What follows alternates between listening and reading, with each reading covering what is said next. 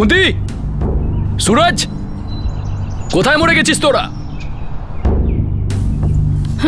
পেন্নাম। পেন্নাম?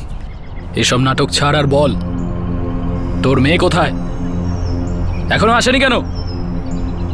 জানি না মহেন্দ্রবাবু, 2 দিন হয়ে গেছে আসেনি। পরশু বেরিয়েছিল বাড়ি থেকে, এখনো আসেনি। তোরাই ওকে ভাগিয়েছিস? হ্যাঁ, না না, আমরা এরকম ভাববার সাহসই পাই না। দেখ, দাদা হলো আমাদের মালিক, কিন্তু উনি এখন খুব রেগে আছেন।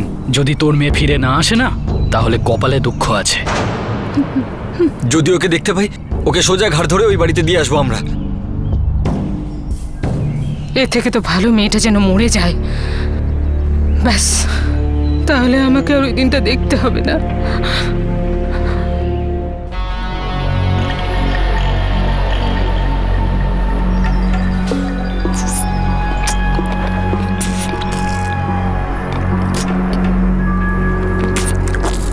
জানি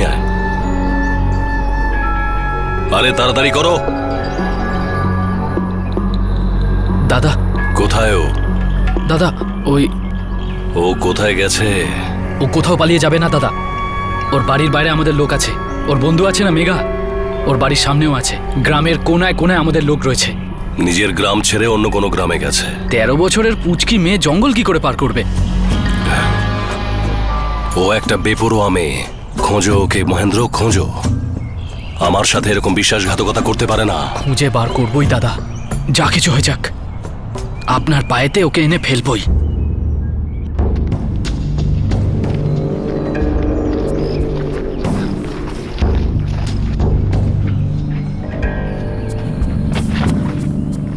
বাবু শুনছেন? আর ভেতরে আমরা যেতে পারবো না, জঙ্গল খুব গভীর, ওখানে অনেক বড় বড় জন্তু আছে। সালা, জঙ্গল আর জানোয়ারের ভয়ে তোদের লুঙ্গি ভিজে গেল? তাহলে ওই পুচকি একটা মেয়ে জঙ্গলে এতদিন একা একা কি করে কাটাচ্ছে? এই চারিপাশটা খোঁজ, ও বাইরে নিশ্চয়ই আসবে। আর আসলেই ঘাড় ধরবি আর সোজা দাদার কাছে গিয়ে হাজির করবি।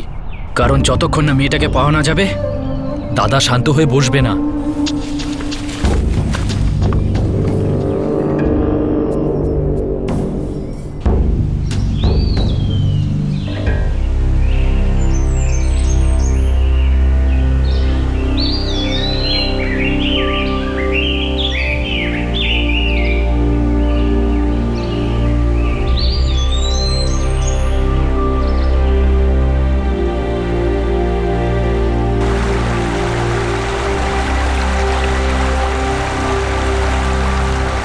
গ্রাম বালি পর্বত, কেওনঝাড় জেলা, ওড়িশা।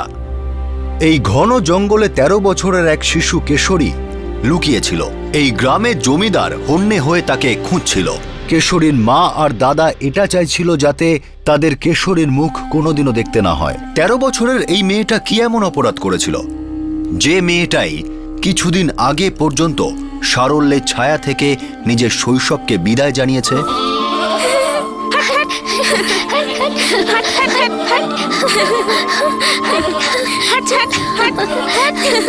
এই শোন শোন, চল আমরা ঘরে গিয়ে খেলি। না রে, মাকে সাহায্য করতে হবে, খেতেও যেতে হবে। কালকে খেলি পাক্কা। এই শোন, হ্যাঁ খাবার খেয়েছিস? না।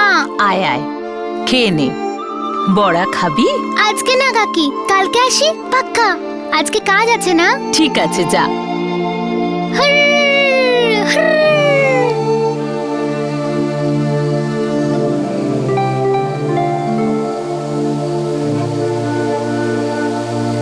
মা দাও আমি কেটে দিই। আবার দেরি করলে? তুই আর মেঘা ছাগল চড়াতে গেলেই খেলতে শুরু করে দিস। কাজের কথা মনেই থাকে না তোর। বাড়ি, মায়ের কথা সব ভুলে যাস তুই। ভুল হয়ে গেছে মা, আর কোনোদিন হবে না। যা যা, দেখ দাদার কাছ থেকে 3 টাকা নে আর দোকান থেকে ডাল নিয়ে আয়, না হলে রাত্রে খাবার জুটবে না। এমনটা হতেই পারে না। আমি এই যাব আর এই আসবো, তারপরে ডালটাও সেদ্ধ করে রাখবো, ঠিক আছে? যা যা।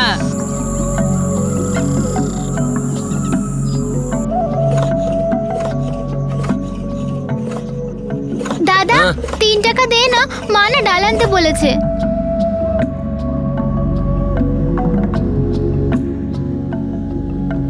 এনে 5 টাকা আছে, বাড়ি গিয়ে 2 টাকা ফেরত দিবি।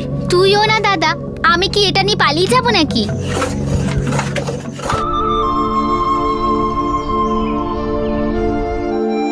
কাকা 3 টাকা ডাল দাও না।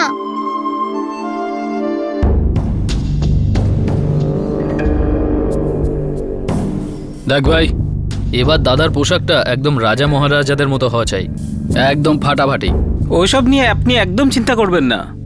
গতবার মেলাতে দাদা যে কুর্তাটা পরেছিল সেটার থেকে 100 গুণ ভালো হবে এবারেরটা। বেশি তেল মাখাস না, পরশু মেলা, ততক্ষণে ওটা তৈরি হয়ে যাবে তো? হ্যাঁ, অবশ্যই হয়ে যাবে। আমি পুরো রাত্রি কাজ করব যতক্ষণ না আপনার কুর্তাটা তৈরি হয়ে আর যাচ্ছে। যদি না তৈরি হয় না, তাহলে তোর পুরো সেলাই আমি খুলে দেবো। দাদা সুন্দর করতে তৈরি হয়ে যাবে। এই দেখুন, এই কাপড়টা দেখুন। এই কাপড়টা আমি কটক থেকে শুধুমাত্র আপনার জন্যই এনেছি। দিল্লি, বোম্বাই, কলকাতার লোক এই কাপড়েরই জামা পরে। আপনি এটা পরলে তো একেবারে রাজার মতো লাগবে। আরে বাহ দাদা, এই পোশাকে আপনাকে তো একেবারে জামাই রাজা লাগবে, 20-25 বছরের জামাই রাজা। শোনো শোনো শোনো, বালি পর্বতের গ্রামবাসীরা শোনো, আজ নয়, কাল নয়, পরশু পরশু বালি পর্বতের সামনের মাঠে বসছে মেলা। আপনাদের সবাইকে আসতে হবে, মস্তিতে দুলতে হবে, নাচতে হবে, গাইতে হবে। সব মেয়েরা হিরোইন সেজে আসবে আর সব ছেলেরা হিরো সেজে আসবে, কারণ তারা খুঁজে নেবে নিজের পছন্দ মতন হিরোইন। খেলা থাকবে, মজা থাকবে, আর তার সাথে দেখানো হবে ফিল্ম তোমার সাথে লাভ করেছি। শোনো শোনো শোনো, বালি পর্বতের সমস্ত গ্রামবাসী মন দিয়ে শোনো, পরশু মেলাতে আসুন আর হরেক রকমের মজা। দেশের বিভিন্ন গ্রামে মেলা আজও খুবই জনপ্রিয়। বালি পর্বত গ্রামের এই বাৎসরিক মেলা কোনো সাধারণ মেলা নয়। এখানে 2টি জীবনের মিলন হয়, এখানে ভাগ্যের খেলা হয়। এই মেলায় যদি কোনো ছেলের কোনো মেয়েকে পছন্দ হয়ে যায়, তো ব্যাস, সে সেই মুহূর্তেই সিঁদুর দিয়ে তার সিঁথি রাঙিয়ে দেয়, আর তখন থেকেই সেই মেয়েটি তার স্ত্রী হয়ে যায়। এই এলাকার প্রত্যেকটি মেয়ে এটা জানে যে সে কোনো না কোনো দিন, কোনো না কোনো মেলায় হঠাৎই কোনো পুরুষের স্ত্রী হয়ে যেতে পারে। মেয়েটির ইচ্ছের এখানে কোনো মূল্য নেই।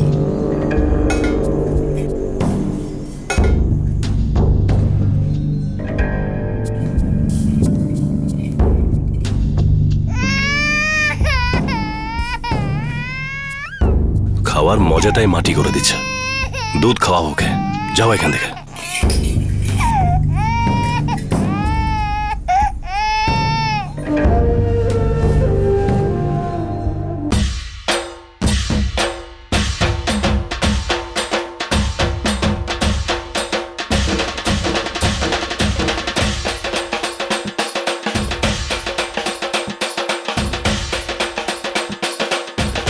দাদা দাদা 2 টাকা দে না, মেলায় যে খেলা খেলবো। 2 টাকা?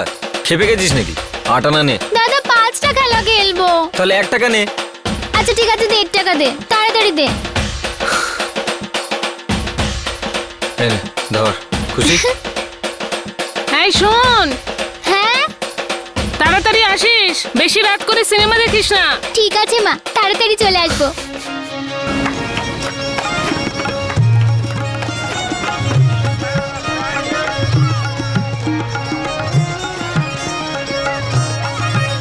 রাজা বাবুল গাছে রে, হিলা ডোলা নাচে রে, ঝুমকা জবর ফুল রঙ্গা রঙ্গা, হা হা হা, ঝুমকা জবর ফুল রঙা রাঙা হা হা হা রাজা বাবুর গাছে রে খেলা ডোলা নাচে রে ঝুমকা জবর ফুল রঙা আরে আরেকবার এটাই খেলুন।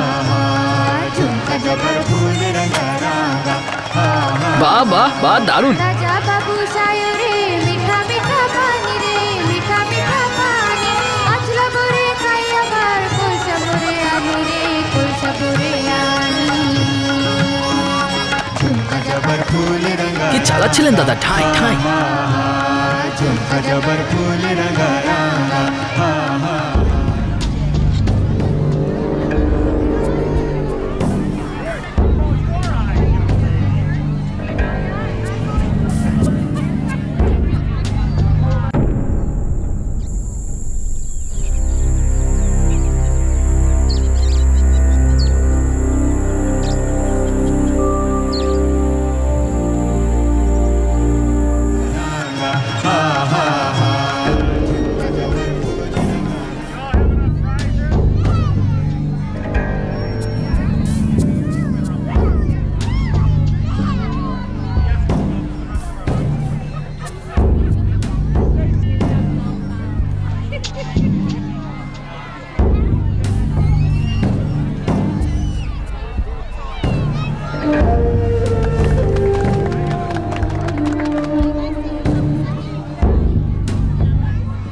অখিলেন্দ্র গ্রামের জমিদার ছিল, স্ট্যাটাসের দিক থেকে সবার চেয়ে উপরে। এর আগে সে 4 বার বিয়ে করেছে। প্রথমে যখন তার 24 বছর বয়স, দ্বিতীয়বার যখন সে 32 বছরের, তৃতীয়বার 38 বছর বয়সে, আর চতুর্থবার বিয়ে করে 44 বছর বয়সে। এখন তার 50-এর কাছাকাছি বয়স। তার 2 স্ত্রী ইতিমধ্যেই মারা গেছেন, একজনকে সে নিজেই ত্যাগ করেছে। এখন শুধু চতুর্থ স্ত্রী তার সঙ্গে থাকে। 50 বছর বয়সে এখন সে 5ম বিয়ে করতে চলেছে, আর কনের নাম হলো কেশরী। আগে হ্যাঁ, সেই 13 বছরের মেয়েটি যে মেলায় ঘুরতে এসেছিল। অখিলেন্দ্র তাকে বিয়ে করতে চলেছিল, কিন্তু এটা তার কাছে নতুন ঘটনা নয়। তার আগের 4 জন স্ত্রীও সাবালিকা হওয়ার আগেই তার সম্পত্তি হয়ে যায়। আজ থেকে আমি তোমার স্বামী আর তুমি আমার স্ত্রী। আমি তোমার স্ত্রী হতে চাই না।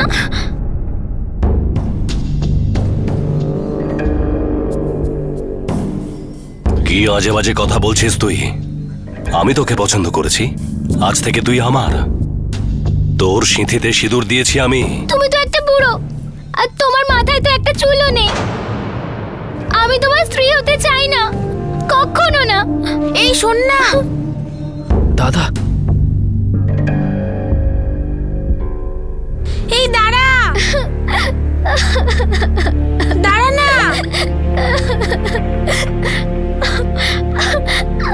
আরে চলে এলে, কি হয়েছে তোর? কাঁদছিস কেন মা? মা, ওই জমিদার আমার মাথায় সিঁদুর পরিয়ে দিয়েছে। বলছিল যে ও আজ থেকে আমার স্বামী। কিরে পাগলি, তাহলে কাঁদছিস কেন? তোর তো আনন্দ হবার কথা। তোর মাথায় ওটা সিঁদুর না, সোনা দিয়েছি সোনা। এবার তুই রানীর মতো থাকবি। ও একটা বুড়ো ছি। আরে বুড়ো হোক বা জোয়ান, পুরুষ পুরুষই হয়। তার পরিচয় তার সম্পত্তিতে। আমি চাই না ওরকম পুরুষ। আমি ওর স্ত্রী হব না। স্ত্রী হবি না মানেটা কি? তুই ওর স্ত্রী হয়ে গেছিস, আর ও তোর স্বামী। তো সব কিছু ন্যাকামো করবি না একদম ওর সামনে। আমি ওর স্ত্রী কখনো হব না মা, কখনো না।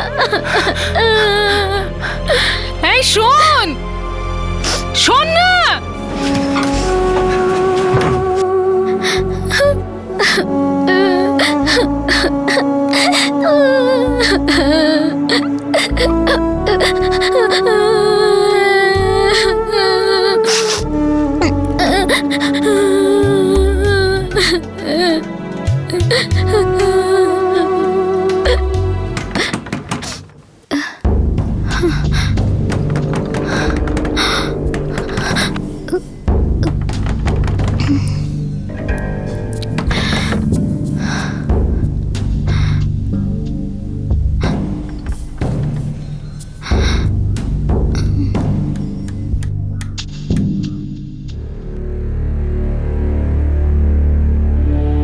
আরে এরকমটাই তো হয়ে আসছে। কিন্তু এত বুড়ো স্বামী, আমি এরকম চাই না। আরে পাগলি, জমিদারদের বয়স হয় না। টাকলা জমিদার, টাকলা হয়েছে তো কি হয়েছে, সারা জীবন ধরে দুবেলা খেতে তো পারবি। ওর জীবনের কি ভরসা মা? ও তো মনে হয় যখন তখনই মরে যাবে। তারপর আমার কি হবে মা? মারবো এক চড়। নিজের স্বামীর সম্পর্কে এরকম কথা বলতে নেই। ও আমার স্বামী না। আরে তোর সিঁথিতে সিঁদুর দেওয়া হয়ে গেছে, স্বামী হয়েও তোর বেশি গাইগুই করলে আমাদের ছাল তুলে দেবে, গ্রাম ছাড়া করবে আমাদের। আর এমনিতেও তোকে অন্য কেউ বিয়ে করবে না, তোর বিয়ে হয়ে গেছে। আমার অন্য কোনো স্বামী চাই না, আমি বাড়ি বসে থাকবো। আর খাবি কি বাড়িতে বসে তুই? হ্যাঁ, আমি সারা জীবন তোর দায়িত্ব নিতে পারবো না। কালই তুই ওনার বাড়িতে চলে যাবি, আর যত তাড়াতাড়ি তুই এই জিনিসটা বুঝবি ততই আমাদের পক্ষে মঙ্গল। ওই জমিদারের বাড়ি আজ থেকে তোর বাড়ি।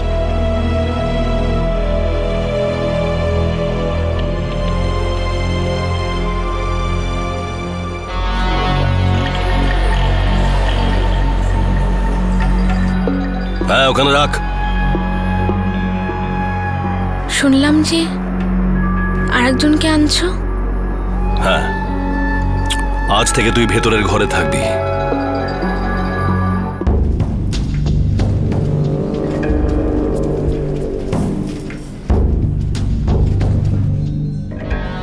বাবু, ও রাজি হয়ে যাবে, একটু ভয় পেয়ে গেছে। আমরা কথা দিচ্ছি ওকে আপনার বাড়িতে পাঠিয়ে দেবো।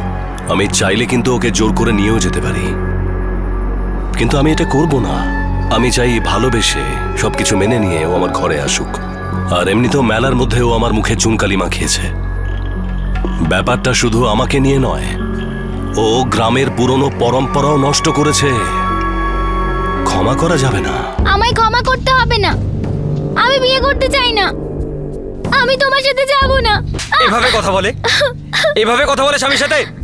বিকেল পর্যন্ত দেখব, যদি ও না আসে তবে পঞ্চায়েতকে ডেকে তোমাদেরকে বহিষ্কার করে ছাড়বো। চলো মহেন্দ্র।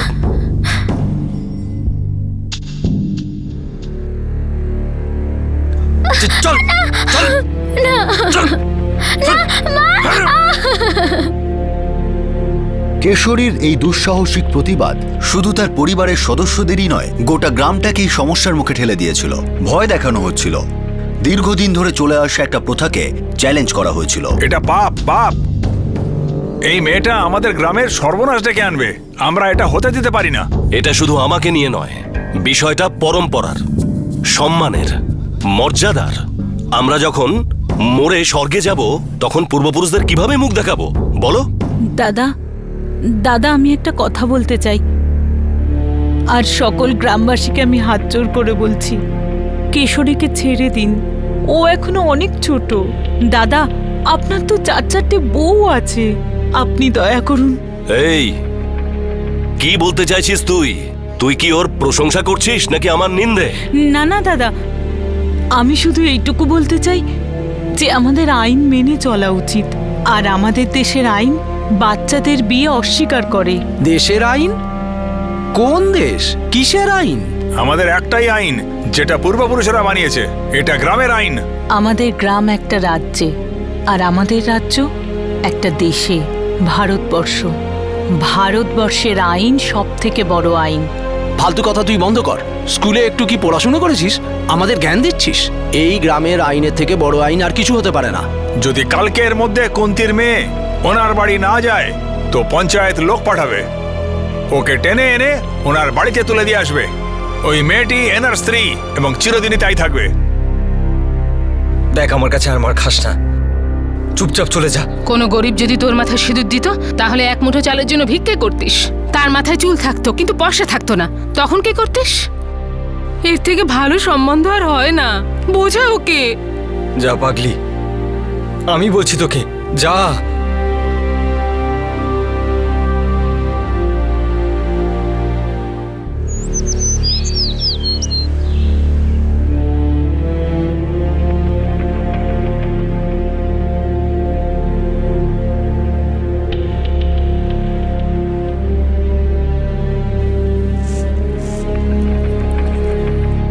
মা,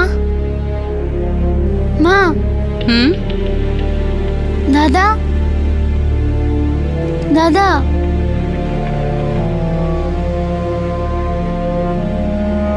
আমি যাচ্ছি।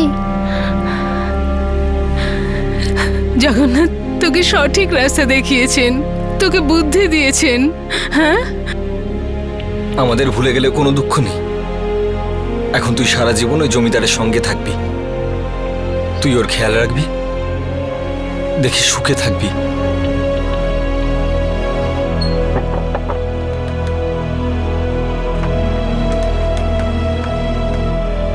এমন খালি হাতে যাবি?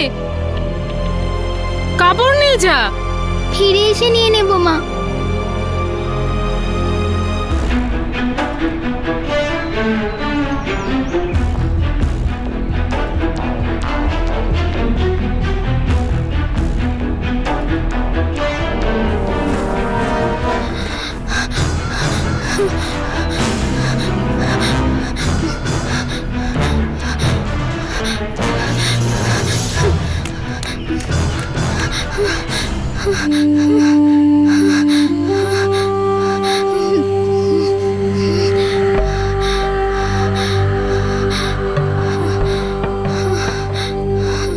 জঙ্গলে প্রথম দিনই কেশরীর কাছে দুঃসহ হয়ে উঠেছিল।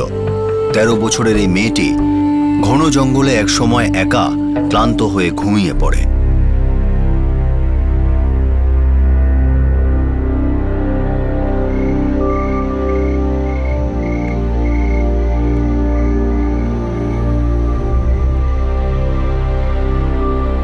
কুন্তি, নিজের মেয়েটাকে তুই কিছুতেই সামলে রাখতে পারলি না? পুরো গ্রামের মুখে চুনকালি মাখিয়ে দিয়েছে। এটা সবার ষড়যন্ত্র, এদেরকে গ্রাম ছাড়া করতে হবে। আপনার সামনে পিটিয়েছি, দেখেছেন তো? আপনি তো জানেন আমরা পরম্পরায় কতটা বিশ্বাস করি। এখন মেয়ের শাস্তি মা আর ভাইকে কেন দিচ্ছেন? কেননা ওকে ধরতে তোরা সাহায্য করছিস না। কোথায় তোর মেয়ে? মরে গেছে হয়তো, জন্তু জানোয়ার খেয়ে নিয়েছে হয়তো। অভিশাপ, মায়ের অভিশাপ। মরে যাক এরকম মেয়ে যে আমাদের বদনাম করে। ও আজ থেকে আমাদের মেয়েই নয়, তাহলে ওর পাপের শাস্তি আমরা কেন পাবো? হাত জোর করছি, পায়ে পড়ছি, দয়া করুন, দয়া করুন, আপনি দয়া করুন। আমার মনে হয় আমাদের অপেক্ষা করা উচিত। যদি দুদিনের মধ্যে ফিরে আসে তো ঠিক আছে, না হলেও মরে গেছে ধরে নেব।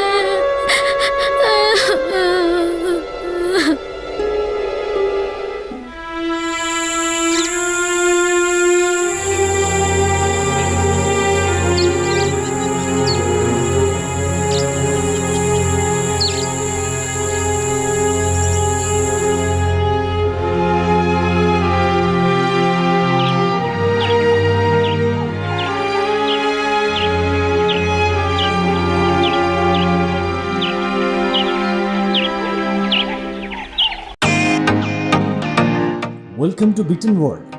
How may I assist you? নতুন ফ্ল্যাটের জন্য একটা স্ট্যান্ড ফ্যান আর কুলার নেব।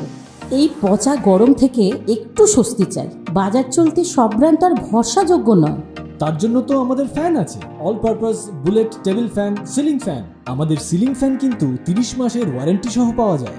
আছে ফারাটা 2 বছরের ওয়ারেন্টি, 17 থেকে 20 মিটার এয়ার ফ্লো, মধ্যবিত্তের সাধ্যের মধ্যে একমাত্র ভরসাযোগ্য ব্র্যান্ড বিটেন। আমাদের কুলারের কিন্তু অনেক range, 45 litres, 50 litres, 70 litres, 90 litres, 110 litres. Honeycomb সহযোগে বিটেনের সব কুলারের ওয়ারেন্টি 1 বছর। চেনা হাওয়ায় অচেনা অনুভূতির জন্য একমাত্র আদর্শ বিটেন। গরমে স্বস্তি পেতে বিটেনের ফ্যান হোক বা কুলার, আজই আনুন বাড়িতে। Beaten, digitally yours.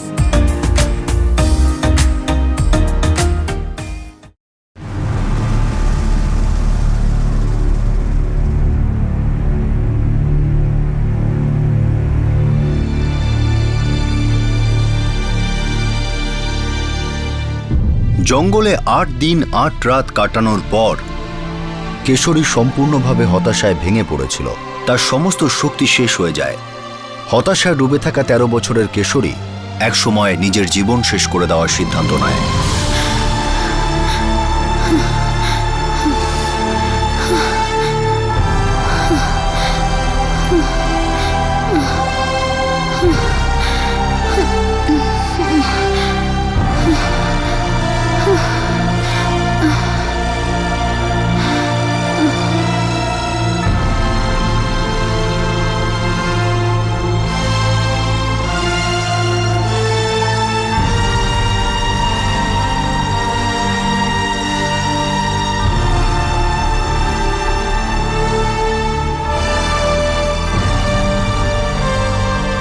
কিন্তু এই মেয়েটি আত্মহত্যা করার মতো সাহস পায়নি।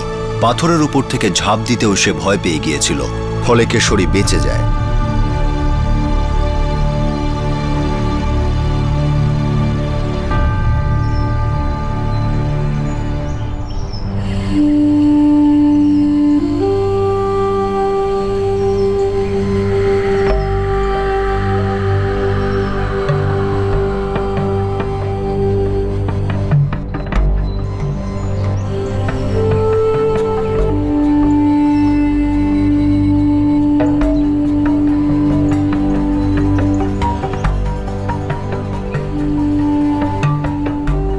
জঙ্গলে 9 দিন 9 জন্মের মতো মনে হচ্ছিল, যেন 9 দফায় আতঙ্ক, হতাশা, ক্লান্তি, অসহায়তা সব শেষ হয়ে গিয়েছিল। কেশরীর ভিতরে এক অদ্ভুত শক্তি জন্ম নেয়, যেন প্রকৃতিমা তাকে এটা বর স্বরূপ দিয়েছেন। এবার কেশরী এগিয়ে গেল, কিন্তু নিজের গ্রামের দিকে নয়, বরং সেই দিকে যেদিকে সে কখনো যায়নি। হাঁটতে হাঁটতে কেশরী ব্রহ্মনিপাল আউটপোস্টে পৌঁছল, আর সবার আগে সেখানে পুলিশ স্টেশনে পৌঁছে সে তাদের কাছে সাহায্য চাইল।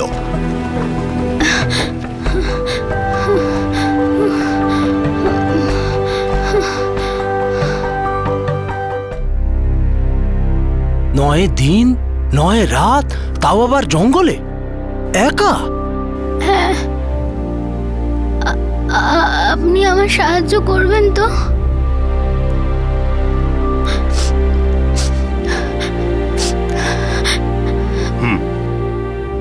দেখো মা, তুমি খুব সাহসী, তুমি বাহাদুর। কিন্তু আমার আর গ্রামে ফিরে যাওয়ার সাহস নেই। আমার মা আর আমার দাদা আমাকে বুড়োটার কাছে পাঠিয়ে দেবে। কেউ পাঠাবে না, কেউ জোর করে তোমায় কোথাও পাঠাতে পারে না।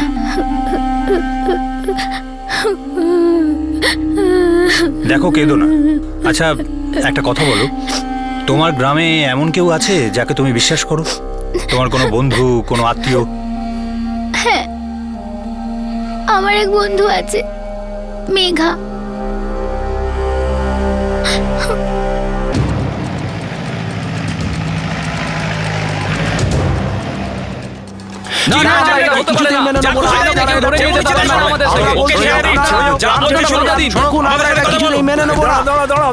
দেখুন ইন্সপেক্টর, এটা আমাদের গ্রামের নিজস্ব ব্যাপার। যদি আপনি মাঝখানে নাক গলান তো রক্ত গঙ্গা বইবে, বলে দিলাম। চুপ! দেখি কার বুকের পাটা আছে সামনে আসার। আর কে বলেছে চুরি ডাকাতি হয়নি? এই লোকটা আর তোমরা সবাই মিলে ভারতের সংবিধানকে ডাকাতি করেছো, আর তোমরা সবাই মিলে একটা নিষ্পাপ মেয়ের উপর অত্যাচার করছিলে।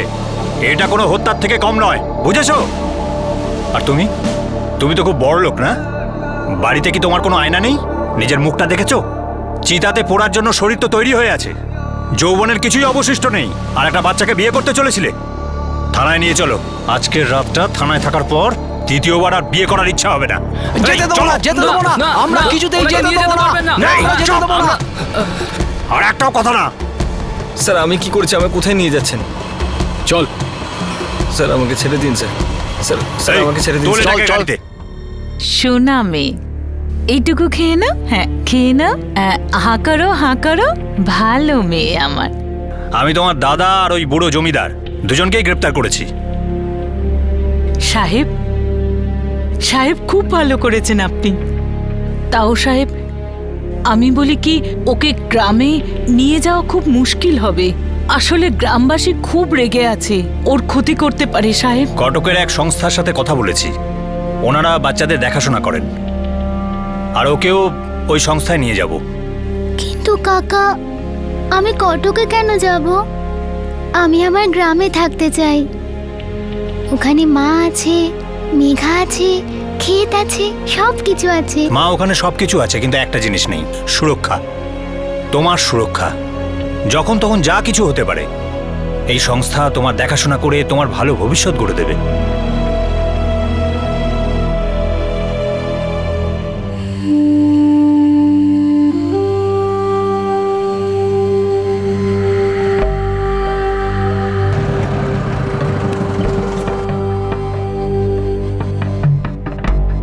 আসো।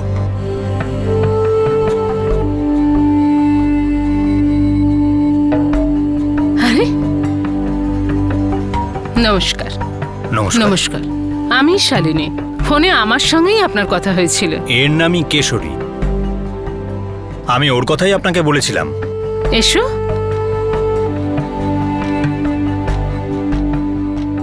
খুব ভালো মেয়ে, আর যতটা ভালো ততটাই সাহসী, তাই না? শোনো, তুমি আমাকে কাকা বলে ডেকেছ, তাহলে তুমি আমার সুন্দর সাহসী মেয়ে। কোনো কষ্ট হলে তুমি এই কাকাকে ডেকো, ঠিক আছে? শোনো, তোমার এখানে কোনো কষ্ট হবে না। তোমার মতো এখানে কত মেয়ে আছে, এদের সঙ্গে মিশবে, কত কিছু নতুন করে শিখবে। বিশেষ করে তুমি নিজের পায়ে দাঁড়াতে শিখবে। হুম।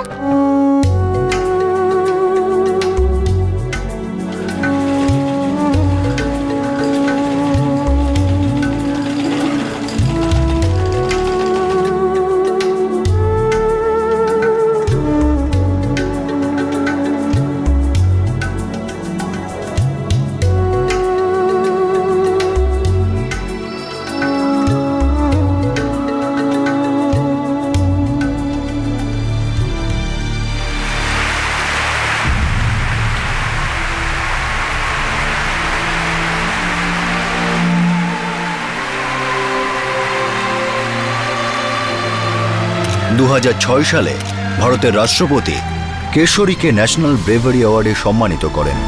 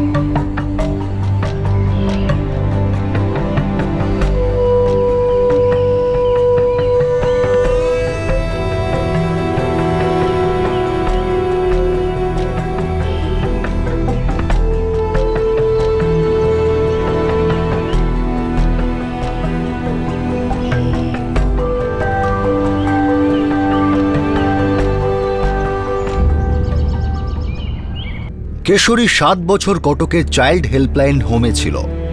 18 বছর বয়সের পর সে চাইল্ড হোম থেকে না বেরিয়ে সেখানেই চাকরি করার সিদ্ধান্ত নেয়। 2012 সালে 20 বছর বয়সে কেশরী নিজের গ্রামে ফিরে আসে। গ্রামে ফিরে সে জানতে পারে যে তার মা কুন্তী দ্বিতীয় বিয়ে করার পর গ্রাম ছেড়ে চলে গিয়েছে। তার বড় দাদা সূর্য তার সঙ্গে কোনো রকম সম্পর্ক রাখতে অস্বীকার করে। কেশরী আরও জানতে পারে যে গ্রেফতার হওয়ার মাত্র 8 দিনের মধ্যে জমিদার অখিলেন্দ্র আর তার দাদা সূর্যের জামিন হয়ে যায়। আর জামিনে ছাড়া পাওয়ার পরেই অখিলেন্দ্র আবার একটা বিয়ে করে। এরপরে কেশরী বালি পর্বতে আর না থাকার সিদ্ধান্ত নেয়। সে জাজপুর জেলার ফুলাঝারি গ্রামে নিজের কাকিমার কাছে চলে আসে। এখানে কেশরী জীবিকা অর্জনের চেষ্টা করে চলেছে। সে নিজের পায়ে দাঁড়ানোর সংকল্প নিয়ে ফেলেছে। আমরা এই মামলাটা আপনাদের সামনে কেন আনলাম, এটা দেখানো কি খুব দরকার ছিল? আমাদের জাতীয় সঙ্গীতের দেশের নানা রাজ্যের নানা রকম বর্ণনা আছে, কিন্তু আমাদের মধ্যে এমনও অনেকে আছেন যারা এই রাজ্যগুলোর নামও শোনেননি। আর এই রাজ্যগুলিতে এমনও মানুষ আছেন যারা আমাদের জাতীয় সঙ্গীতই শোনেননি, রাষ্ট্রের সংবিধানও জানেন না, রাষ্ট্র কাকে বলে তাও জানেন না। আমাদের দেশের পিছিয়ে পড়া এই সব শ্রেণীর মানুষের পক্ষে নিজের অধিকারের জন্য লড়াই করা একরকম অসম্ভব। এমন পরিস্থিতিতে মাত্র 13 বছরের কেশরী যা করে দেখিয়েছে তা অদ্ভুত। 9 দিন 9 রাত এই জঙ্গলে একদম একা, এটা কোনো কমান্ডো ট্রেনিং এর থেকে কম নয়। আর তারপর ওইটুকু মেয়ে বুদ্ধিমানের মতো পুলিশের সাহায্য চায় এবং সে সাহায্য পায়। এখন প্রশ্ন হলো যে কেশরীকে এই যন্ত্রণার মধ্যে দিয়ে কেনই বা যেতে হলো? পুলিশ আর প্রশাসন তখন কি করছিল যখন গ্রামের খোলা ময়দানে বাচ্চাদের সিঁথিতে সিঁদুর দিয়ে তাদের ইনস্ট্যান্ট কফির মতো ইনস্ট্যান্ট স্ত্রী বানানো হচ্ছিল? আর এই জঘন্য প্রথা বহু বছর ধরে চলে আসছে। আধুনিক ভারতে মানুষ প্রতি মাসে নতুন নতুন মোবাইল ফোন কেনে, কম্পিউটার কেনে, কিন্তু পিছিয়ে পড়া ভারতে প্রাচীনকাল থেকে কিছুই বদলায়নি। না মানুষ, না চিন্তাভাবনা, না জীবনযাপন। কিন্তু এরকম কেন হয়? গ্রাম আর সম্প্রদায়ের নিরিখে অসাংবিধানিক রায় আর ফতোয়ার বিরুদ্ধে পদক্ষেপ করতে সরকারের এত ইতস্তত মনোভাবের কারণ কি? ভোট ব্যাংক পলিটিক্স সরকারকে টিকিয়ে দিলেও দেশকে ঠিক ডুবিয়ে দেয়। আমরা যদি চাই যে সরকারে এমন লোক আসুক যারা পিছিয়ে থাকাকে জিয়ে রাখার পরিবর্তে শেষ করবে, তাহলে আমাদের প্রত্যেক ভারতীয়কে অনেক ভেবে চিনতে বৃহত্তর স্বার্থের কথা ভেবে তবেই ভোট দিতে হবে। একটা এমন ভারতের কথা ভাবতে হবে যেখানে প্রত্যেক গ্রামের কেশরী 13 বছরের শ্বশুরবাড়ি না গিয়ে হাই স্কুলে যেতে পারবে। এমন একটা ভারত যেখানে গ্রাম হোক বা শহর, সব জায়গায় একই আইন থাকবে। প্রত্যেক ভারতীয় এগিয়ে যাওয়ার সুযোগ পাবে। কেশরীর কথা আমাদের জীবনের থেকে আলাদা ভাবলে অনেক বড় ভুল হবে। 9 দিন আর 9 রাত সে যেভাবে জঙ্গলে কাটিয়েছে তা দেশের প্রতি একটা সতর্কবার্তা যে দিল্লি এখনো অনেক দূরে।